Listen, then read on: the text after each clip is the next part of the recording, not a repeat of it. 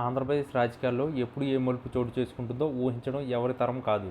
నిన్నటి వరకు మిత్రులుగా ఉన్నవారు నేడు శత్రువులవడం, బద్ధ శత్రువులుగా భావించిన వారు ఒకే వేదికపై కనిపించడం ఇక్కడ పరిపాటి. అయితే ప్రస్తుత రాజకీయ వర్గాల్లో ఒక సంచలన వార్త చక్కర్లు కొడుతుంది.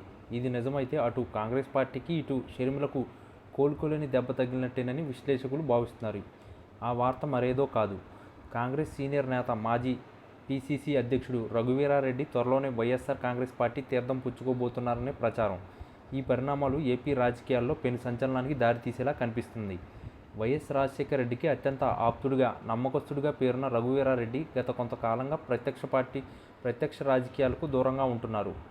తన సొంత గ్రామంలో ఆధ్యాత్మిక కార్యక్రమాలు, వ్యవసాయానికే పరిమితమైన ఆయన షర్మిల ఏపీ కాంగ్రెస్ పగ్గాలు చేపట్టిన తర్వాత మళ్ళీ యాక్టివ్ అవుతారని అందరూ భావించారు. కానీ అందుకు విరుద్ధంగా ఆయన వైకాపా వైపు మొగ్గు చూపుతున్నారనే వార్తలు ఇప్పుడు షర్మిలకు పెద్ద షాక్ ఇచ్చాయని చెప్పాలి. ఒకవేళ రఘువీరా వంటి బలమైన సామాజిక వర్గ నేపథ్యం ఉన్న నాయకుడు పార్టీ వీడితే అది కాంగ్రెస్ ఉనికికి ప్రశ్నార్థకం చేయడమే కాకుండా షర్మిల నాయకత్వంపై కూడా ప్రభావం చూపే అవకాశం ఉంది. రఘువీరారెడ్డి వైకాపాలోకి వెళ్ళడానికి బలమైన కారణాలు ఉన్నాయని రాజకీయ విశ్లేషకులు అంచనా వేస్తున్నారు. జగన్మోహన్ రెడ్డి తన తండ్రి ఆశయాలను అనుగుణంగా పాలన సాగిస్తున్నారని, అందుకే ఆయనకు మద్దతు తెలపాలని రఘువీరా భావిస్తున్నట్లు తెలుస్తుంది. గతంలో వైఎస్ఆర్ హయాంలో మంత్రిగా పనిచేసిన రఘువీరాకు ఆ కుటుంబంతో విడదీయలేని అనుబంధం ఉంది. జగన్ సైతం సీనియర్ నేతల అనుభవాన్ని పార్టీకి ఉపయోగించుకోవాలని చూస్తున్నారు. ముఖ్యంగా రాయలసీమ ప్రాంతంలో రఘువీరాకు ఉన్న పట్టు వైకాపాకు మరింత బలాన్ని ఇస్తుందనడంలో సందేహం లేదు. అనంతపురం జిల్లా రాజకీయాల్లో ఆయన రాకతో సమీకరణాలు పూర్తిగా మారిపోయే అవకాశం ఉంది. మరోవైపు షర్మిల ఈ వార్తను ఎలా జీర్ణించుకుంటారనేది ఆసక్తికరంగా మారింది. కాంగ్రెస్ పార్టీని బలోపేతం చేయడమే లక్ష్యంగా ఆమె అడుగులు వేస్తున్న తరుణంలో ఇలాంటి సీనియర్ నేతలు పార్టీని వీడడం ఆమెకు పెద్ద ఎదురుదెబ్బే. రఘువీరా వంటి వ్యక్తి పార్టీలో ఉంటే పాత కాంగ్రెస్ కేడర్ను మళ్లీ ఏకం చేయవచ్చని ఆమె ఆశించారు.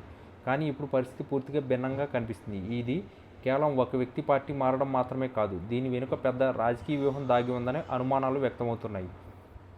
ఎన్నికలు సమీపిస్తున్న తరుణంలో ఇట్లాంటి వలసలు సహజమే. అయినా రఘువీరా వంటి క్లీన్ ఇమేజ్ ఉన్న నాయకుడు వైకాపాలోకి వెళ్తే అది ప్రభుత్వానికి పెద్ద ప్లస్ పాయింట్ అవుతుంది.